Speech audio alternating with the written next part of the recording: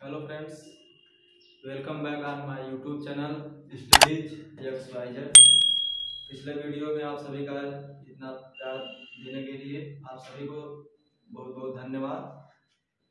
आज हम बात करेंगे एसिड, बेस एंड सॉल्ट। जो हमारी पिछली वीडियो बनी थी उसमें बहुत सारे लोगों का कमेंट आया था कि सर अम्ल और क्षार पे वीडियो बनाइए। तो इसी के क्रम में आज हम लेके चल रहे हैं acid, base and salt. Acid का मतलब अम्ल के बारे में पढ़ेंगे, क्षार के बारे में पढ़ेंगे और लवण के बारे में। आज का हमारा यही टॉपिक होगा। So we discuss about acid, base and salt.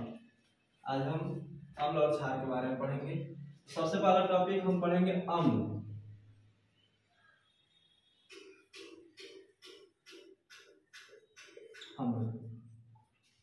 अब अम्ल की परिभाषा कई वैज्ञानिक अपने अपने हिसाब से देते हैं, लेकिन सर्वमान्य भाषा एक है जो आर्हेनियस के द्वारा दी गई है। और आर्हेनियस ने बताया कि अम्ल वे पदार्थ होते हैं, अम्ल वे पदार्थ होते हैं जो जलीय विलयन में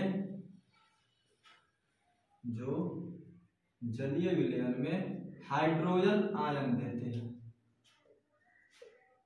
क्या देते हैं? Hydrogen ion. तो अम्ल वे पदार्थ होते हैं जो जलीय विलयन में हाइड्रोजन आयन देते हैं, अम्ल कहलाते हैं। जिनको जलीय विलयन में घोलने पर, जल में घोलने पर हाइड्रोजन आयन अलग हो जाएगा, मुक्त हो जाएगा, उसी को हम अम्ल कहते हैं। इसी से उसकी पहचान की जा सकती है। यह परिभाषा थी आर्हेनियस के अनुसार। अब दूसरे वैज्ञानिक 9-10 के लिए इंपॉर्टेंट है, आता है कि ब्रांस्टेड एवं लारी के अनुसार अम्ल की परिभाषा दीजिए।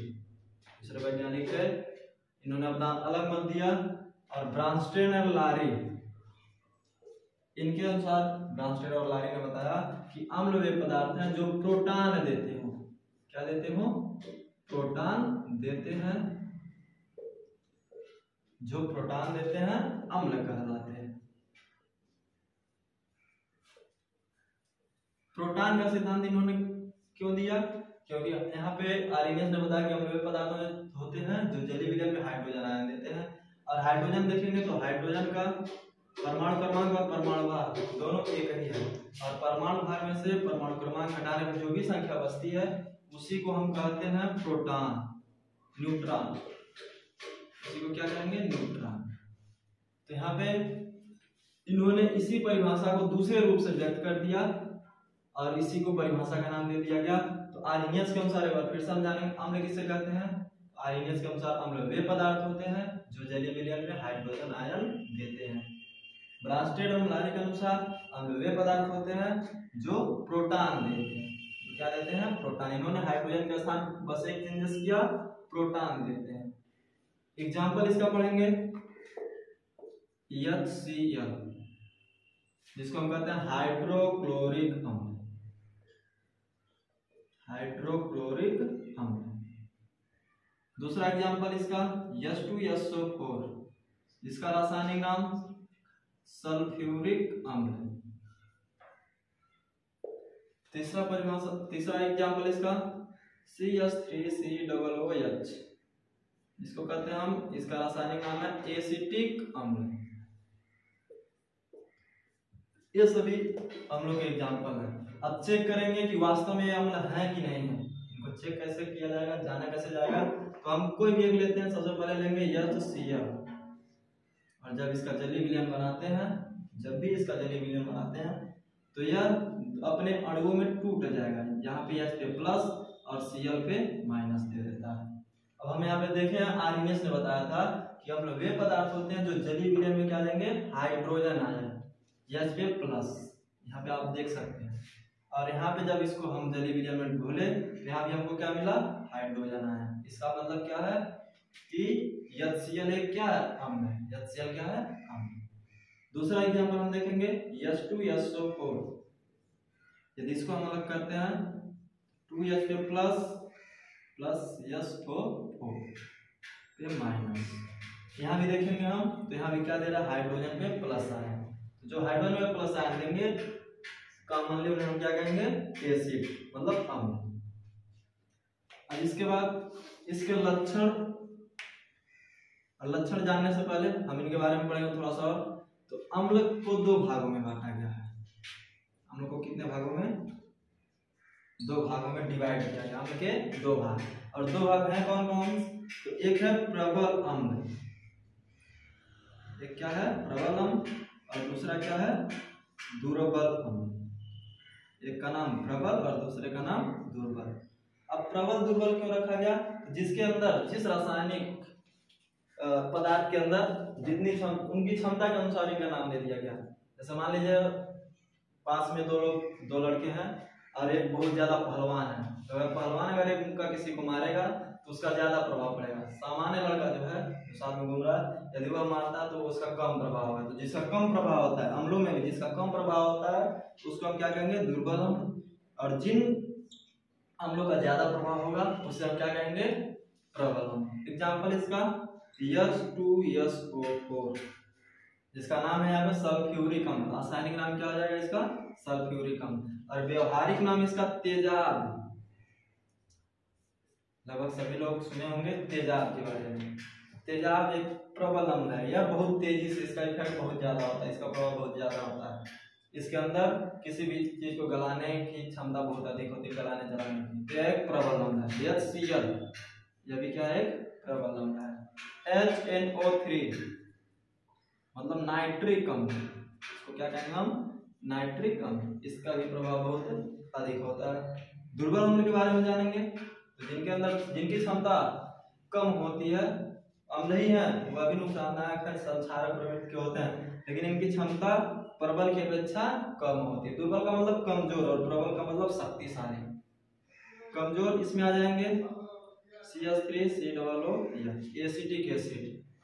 एसिटिक एसिड क्या है, दुर्बल अम्ल है। अब नेक्स्ट में यदि कोई स्क्रीनशॉट लेना चाहता हो, तो इसका स्क्रीनशॉट ले सकता है। 2 सेकंड के लिए इसको रोक रहे हैं हम, इसके बाद फिर से क्लियर करेंगे और नेक्स्ट हम बढ़ेंगे आगे।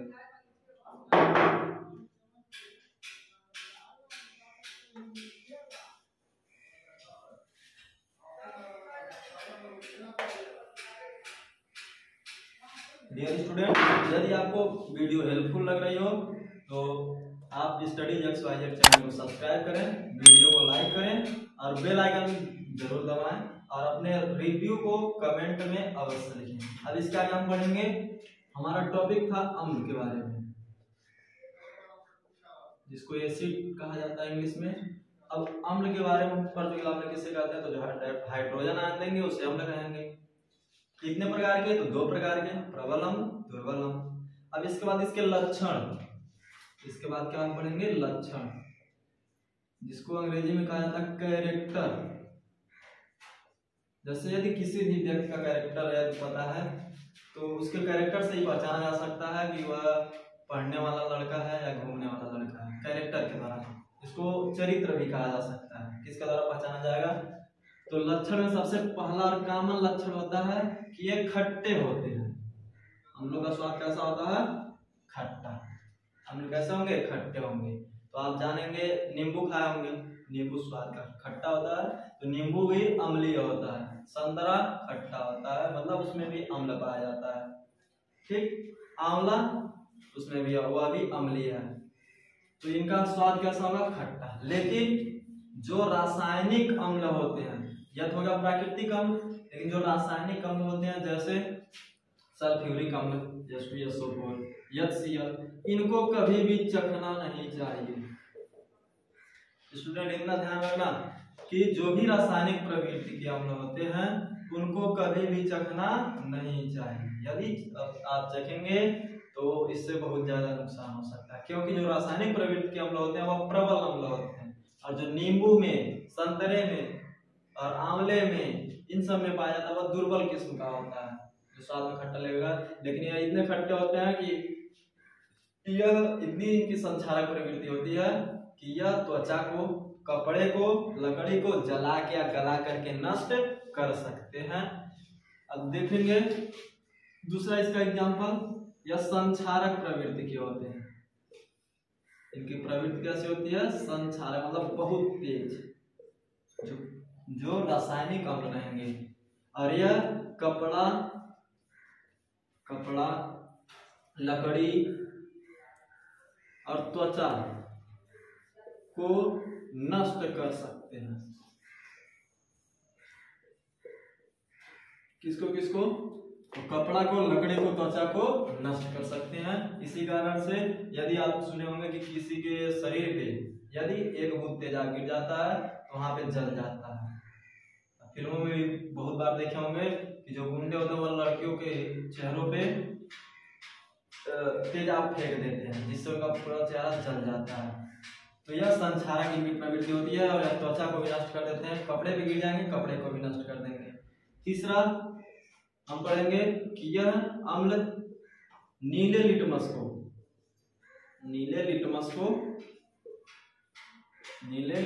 पेपर को लाल कर देते हैं। जो अम्ल होते हैं यह नीले लिटमस पेपर को क्या कर देंगे? लाल कर देंगे। और इसका मैंने शार्ट टिक बनाया अनिल से आप समझ सकते हैं। अगर आप लोगों के बहुत सारे दोस्त होंगे जिनका नाम अनिल होगा, दोस्त नहीं तो रिलेटिव्स होंगे या आपके जूनियर होंगे या सीनियर। क्लास में, स्कूल में जरूर एक अनिल नाम का लड़का पढ़ता होगा, उससे आप रख सकते हैं याद। अ से अम्ल, अ से क्या होगा? अम्ल। नी से नीले पदार्थ को या नीले लिटमस पेपर को, ल से लाल कर देता है। अम्ल नीले लिटमस को क्या कर देता है? लाल कर देता है। अम्ल नीले लिटमस को क्या करेगा? लाल करेगा। यह एक बहुत ही सार्वभौमिक इसका पहचान है, इसके द्वारा अम्ल को पहचाना जाता है। जैसे अब एक और आपको बता दे रहे हैं, जैसे मान लीजिए आप कपड़ा पहने हुए हैं और कोई आ रहा है और आपके कपड़े पे तेजाब गिरा दे रहा है, तो जब तेजाब गिराएगा तो कपड़ा क्या होगा? आपका जल जाएगा, कपड़ा जलेगा। और शर्ट आप बहुत ज्यादा कॉस्टली पहने, 600 रुपए का, 1000 रुपए का शर्ट पहने हुए और उसमें कोई तेजाब लाके गिरा दे रहा है, ठीक। और यदि तेजाब गिराएगा तो आपको गुस्सा आएगा कि नहीं आएगा? गुस्सा आएगा। और उसके बाद जब गुस्सा आएगा तो चेहरा आपका किस तरह से हो जाएगा? लाल। तेजाब गिराएगा तो तेजाब क्या है? अम्ल। शर्ट आप किस कलर का पहने हैं? नीले रंग का। मान लिया जाए अम्ल गिरा रहा है, आपका नीले रंग का शर्ट जल जा रहा है, तो आपका चेहरा गुस्से से कैसा हो जाएगा? लाल। अम्ल क्या है? अम्ल नीले लिटमस को लाल कर देता है। अब अगला टॉपिक, या तो इसके हम पढ़ लिए लक्षण में हम लोगों ने पढ़ा कि इनका प्रवृत्ति खट्टी होती है और यह बहुत संक्षारक प्रवृत्ति होते हैं। तो कपड़ा पे, लकड़ी पे, त्वचा पे नहीं गिराया जा सकता है, नहीं तो यह नष्ट हो जाएंगे। और तीसरा पढ़े हम नीले लिटमस को यह लाल कर देता है। इतना काफी है 10 के लिए। अब आगे इसके हम केमिकल प्रॉपर्टीज के बारे में पढ़ेंगे। केमिकल प्रॉपर्टीज, हिंदी इसका होगा रासायनिक गुण। अब यह रसायनों के साथ, रासायनिक पदार्थों के साथ मिलकर क्या करते हैं? तो सबसे पहले विक्रिया हम पढ़ेंगे धातु से क्रिया। जब धातुओं से क्रिया होती है हम लोग की तो क्या रिएक्शन होता है, क्या प्रभाव पड़ता है जब धातु से इनकी क्रिया होती है? तो धातु से अम्लों की क्रिया कराने पर हाइड्रोजन गैस मुक्त होता है। हाइड्रोजन गैस मुक्त होता है। जब धातुओं की क्रिया अम्लों के साथ की जाएगी तो हाइड्रोजन गैस मुक्त होगा। अब देखेंगे अब एक केमिकल रिएक्शन के द्वारा, तो एक धातु लेंगे, मान लीजिए हम ये जिंक, धातु क्या है? जिंक। और इस जिंक की अभिक्रिया हम किसके बारे में पढ़ा? अम्ल के बारे में। किसी एक अम्ल के साथ करा देंगे, मान लीजिए H2SO4।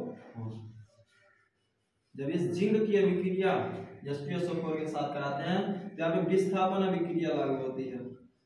और यहाँ पे देखो जिंक एक धातु है, तो यह सल्फर माइनस वाले से जुड़ेगा, तो जिंक और सल्फेट मिला लेगा, बना लेगा जिंक सल्फेट।